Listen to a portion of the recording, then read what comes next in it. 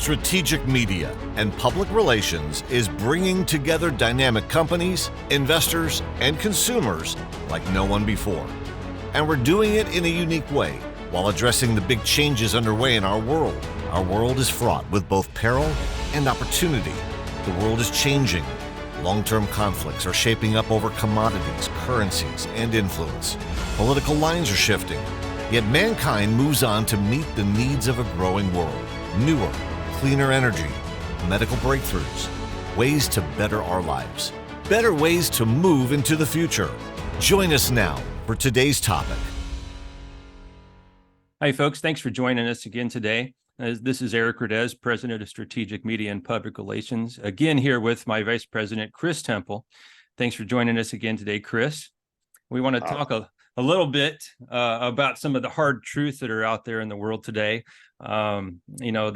There's a lot of things going on to be aware of. They don't all have to be scary. We can take advantage of different scenarios in our investment lives. So, Chris, today we want to talk a little bit about some of the story stock themes that you've spoken of in the past, and more specifically, a recent talk that you gave at the Money Show in Orlando that had standing room only. People were just jamming in there to listen to what you had to say. So, when life gives you lemons, you make lemonade. So we'd like to hear a little bit more about story stock, the idea of why they are so important more than ever today in your investment portfolio.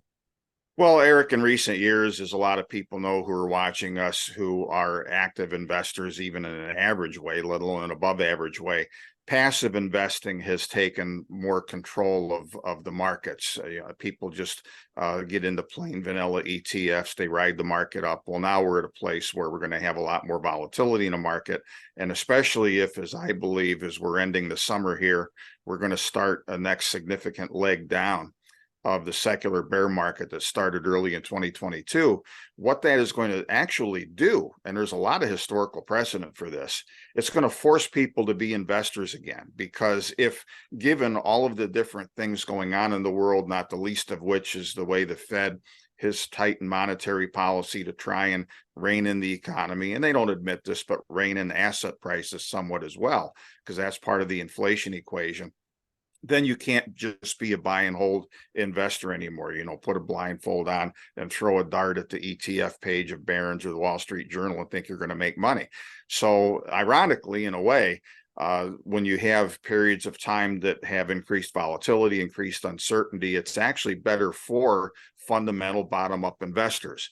I've been around doing this long enough to where I had the great honor of meeting some of the past rock stars, if you will, of value investing. Everybody from Philip Carre, the late Philip Carre, to Sir John Templeton, to Peter Lynch. And I remember, and I've shared this particular anecdote many times, Peter Lynch explaining one time in a meeting how absurdly easy it is for the average person to find story stocks out there, find things that have nothing to do and really aren't dependent on the broad ups and downs of the market, but that, it's a technology, it's a better service, it's a better and more efficient way of doing things, it's a new cure for a malady, any number of things that are going to do well regardless of what happens in the markets.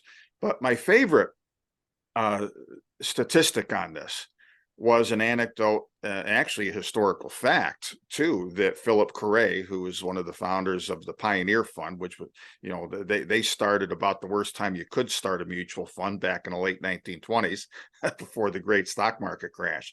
But they took the worst time in history that you could have invested in stocks, being September of 1929. The Dow Jones average peaked at around 380.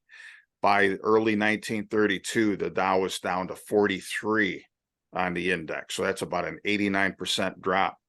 And yet they showed that 1 out of 3 public companies during that time were higher in price, despite the market broadly, as measured by the Dow, dropping by 89%. And I think we're on the edge of a similar epic in our times right now. The broad stock market, I believe, is in a lot of trouble going forward. I am not, as you know, one of those doom and gloomers that say it's going to crash, because if things get really bad, we know the Fed will just re-crank up the printing presses again. and so will the rest of the central banks. So that alone will keep things from imploding for a very long time. You know, we've already seen how this works in recent years. You can go back to 87.